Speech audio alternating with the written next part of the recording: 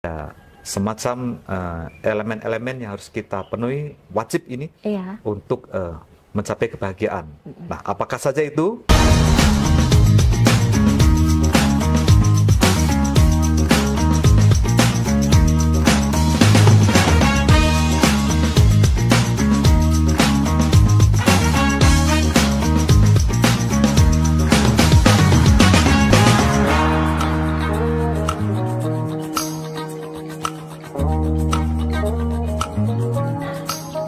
Assalamualaikum warahmatullahi wabarakatuh. Salam sejahtera bagi kita semua. Salam, Om Swastiastu, Namo Buddhaya, salam kebajikan. Kembali lagi di program Mimbar Rasai. Kali ini saya Reni bersama narasumber kita, Bapak Eko Prasetyo, pembimbing masyarakat Hindu. Selamat pagi Pak, Om Swastiastu. Selamat pagi, Om Swastiastu. Assalamualaikum warahmatullahi wabarakatuh. Salam Namo Buddhaya. Bagaimana Pak kabarnya hari ini? Sehat, puji Tuhan. Kita kembali ke rutinitas semula sebagai abdi negara, sebagai aparatur sipil negara, dimanapun kita berada. Iya. Karena kita adalah bagian besar dari Kementerian Agama Republik Indonesia. Iya, betul. Yes. Hari ini nih hari terakhir Bapak di Maluku Utara ya Pak ya? Ya, betul. Iya. Betul sekali. Ya. Setelah 5 tahun bertugas di Maluku Utara Ya. dan hari ini harus meninggalkan Maluku Utara karena berpindah tugas di Jawa Barat. Betul ya Pak ya? Betul. Iya. Ya. Pak, boleh ceritain pengalaman Bapak selama bertugas di Maluku Utara? Baik, sebenarnya sangat berat sekali saya untuk meninggalkan keluarga besar Kementerian Agama Provinsi Maluku Utara.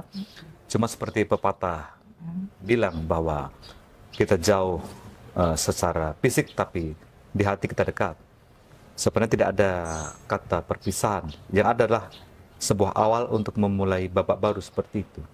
Karena dalam sistem reformasi birokrasi, aparatur sipil negara itu rotasi, mutasi adalah hal yang sangat Iya, lumrah terjadi betul. untuk penyegaran birokrasi dan juga untuk memunculkan potensi-potensi baru seperti itu. Jadi ini akan tumbuh lagi penerus saya yang melanjutkan organisasi dan tata kelola Ditjen Bimas Hindu di Provinsi Maluku Utara. Iya, betul Pak. Untuk kesan-kesannya sangat luar biasa sekali itu, Bu Reni. Jadi ketika kala itu saya datang itu saat pandemi COVID 2019. Oh, pandemi ya Pak? Ya, Saat sampai pandemi. 2020 itu. Oke. Jadi saat pandemi itu terjadi transisi luar biasa, terjadi perubahan paradigma pola pikir yang luar biasa, yang darinya lambat menjadi cepat, yang tadinya luring menjadi daring, yang tadinya tatap muka menjadi kita dibatasi sekali. Nah, waktu itu saya dari Kemenak Kota Batam, dari Kementerian Agama Kota Batam, kemudian pindah ke Kanwil Kementerian Agama Maluku Utara. Awalnya juga saya sedikit ragu apakah saya mampu menjalankan tugas ini dengan berbagai tantangan dan dinamika yang ada. Iya. Tetapi dengan keyakinan yang saya miliki, dengan kerjasama, dukungan, dan bantuan semua pihak, Bapak Kepala, Bapak Kabak Tata Usaha, para kabit, para pemimas, dan seluruh CFT, Ketua Tim, dan ASN, termasuk yang perbakti semua membantu saya untuk pelaksanaan tugas itu. Kesan sangat luar biasa, jadi kalau orang bilang kemarin tuh bulan Oktober ya, Iya. Oktober itu O, berarti O-nya orang Maluku Utara luar biasa. Oke. Karena dari situ saya belajar arti hidup yang sebenarnya. Menghargai hidup, menghargai waktu, dan memanfaatkan waktu dengan sebaik-baiknya, seperti itu.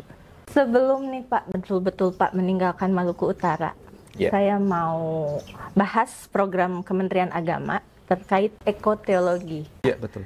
Kalau dari persepsi agama Hindu, itu bagaimana Pak hubungan antara manusia, alam, dengan Tuhan? Silakan.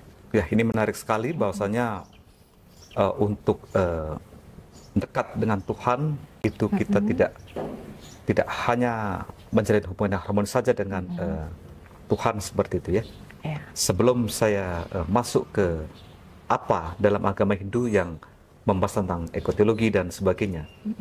Jadi saya ingin membahas paradigma yang berkembang sekarang ini. Ya.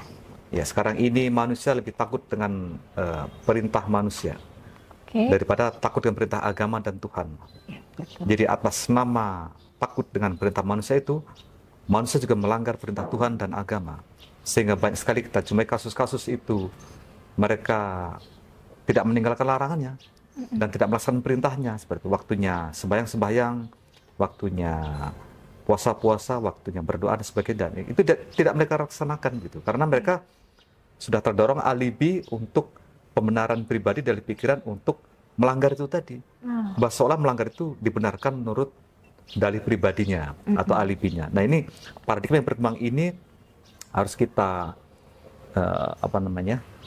kita tangkal, karena kita sebagai corong terdepan dari pembinaan umat. Ya, Kementerian Agama adalah bertugas, memang seluruh ASN itu bertugas untuk mencerahkan masyarakat, untuk menjadi bagian dari solusi masyarakat itu ya. Selagi kita sebagai ASN Kementerian Agama, maka kita harus siap kapanpun dimanapun untuk ditunjuk sebagai contoh kecil pimpin doa. Ya, betul. Baik di acara ulang tahun di masyarakat, bahkan saat dalam keluarga sebagai satuan keluarga terkecil. Nah, itu bahasan awal saja. Sebelum saya kembali ke ekoteologi. Jadi program Pak Menteri Agama sangat luar biasa sekali, dan kami di Cenpi Masindo ya sangat mendukung sekali program ini dari program Bapak Menteri dan program Kementerian Agama Republik Indonesia, dengan harapan semoga membawa perubahan, membawa tata kelola lingkungan yang, karena dari lingkungan yang tertata dan bagus, maka ASN akan bekerja dengan fokus. Ya, tidak ada gangguan ya. Sejuk, jadi semua akan berjalan dengan baik sekali seperti itu. Nah, dalam berangkat dari masalah-masalah seperti ini, ekoteologi menjadi solusi, untuk terhadap masalah-masalah yang ada ini.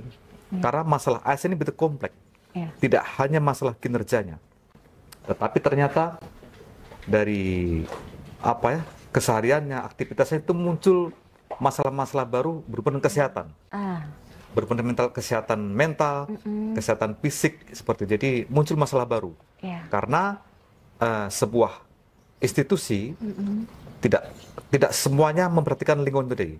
Tidak semuanya sadar akan arti pentingnya kebersihan, menjaga kebersihan kantor ya, kemudian lingkungan ruangan yang merokok kerjanya sembarangan, kemudian membuang sampah sembarangan, dan di samping itu juga paparan radioaktif dari handphone, laptop ya seperti itu. Jadi apa yang sampaikan ini terkait ekoteologi juga. Nah, sebagai pembukaan, nah selanjutnya adalah dalam Hindu sendiri sebenarnya sudah lama dicetuskan ataupun diajarkan oleh tetua ya, penggelincir Hindu pada zaman dahulu, bahkan sejak zaman-zaman prasejarah begitu kan, bahwa kita itu umat Hindu mengenal namanya ajaran Trihitakarana.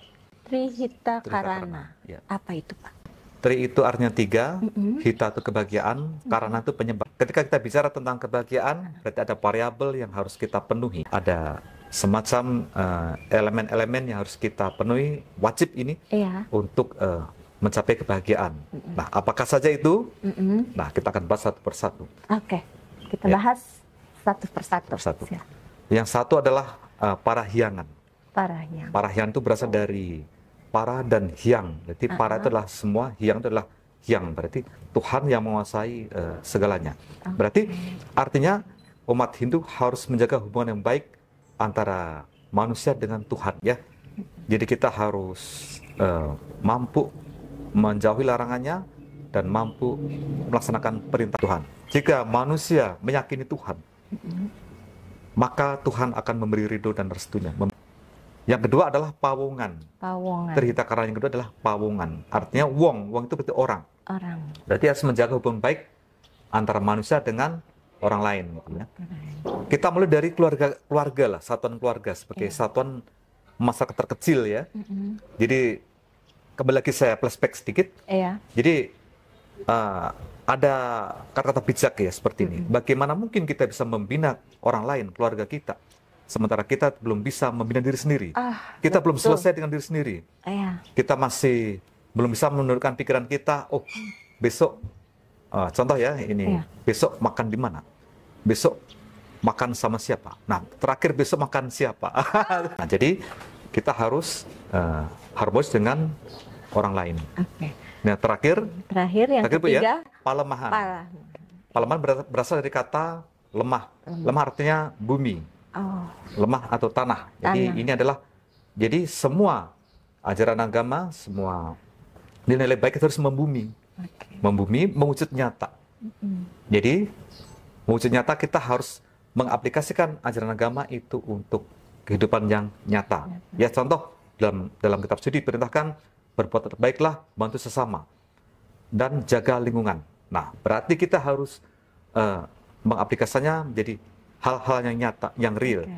Ya, ketika kita ingin capai bahagia, tidak cukup hanya harmonis dengan Tuhan saja, tidak cukup harmonis dengan manusia, ya, tetapi kita harus harmonis dengan alam lingkungan. Bagi kita semua ya, Iya. ini semacam quote tapi bukan quote. Ya. Jadi sayangi yang di bawah, di samping, maka yang di atas akan menyayangi. Oke. Artinya hormatilah lingkungan, hormatilah sesama manusia, Manusia. maka Tuhan akan menyayangi manusia dan Memberkahi. memberikan ridho dan rahmat karunia kepada umat manusia seperti itu. Iya. Jadi, Ini akan datang, menarik sekali.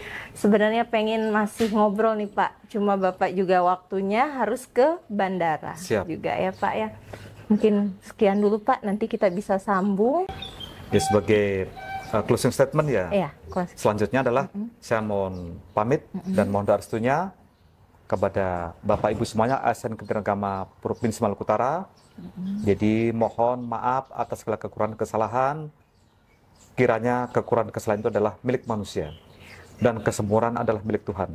Tetapi dengan kekurangan dan kelemahan, maka saya dan Bapak Ibu semua belajar untuk lebih baik lagi, untuk bangkit dari ketertinggalan itu tadi untuk jadi lebih baik lagi. Iya. Terima kasih atas dukungan kerjasamanya dari semua pihak yang tidak saya sebutkan satu persatu.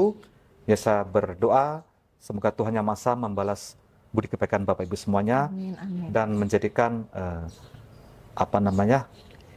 kinerja Bapak Ibu sebagai ladang ibadah, sebagai amal ibadah, dan dihitung sebagai amal ibadah oleh Tuhan Yang Maha Esa. Amin. Sehingga kita menjadi orang yang terberkati, orang yang dicintai dan diridhoi oleh Tuhan Yang Maha Esa. Oke. Terima kasih. Terima kasih Pak Eko, semoga tambah sukses ya Pak Terima ya di kasih, tempat Bu Deni yang dan baru. kawan. Baik, sahabat Mimbar Asai, begitulah tadi bincang-bincang kita dengan Bapak Eko Prasetyo. Saya Reni pamit beserta kru yang bertugas hari ini dan narasumber kita Bapak Eko. Kita doakan semoga beliau tambah sukses di tempat tugas yang baru.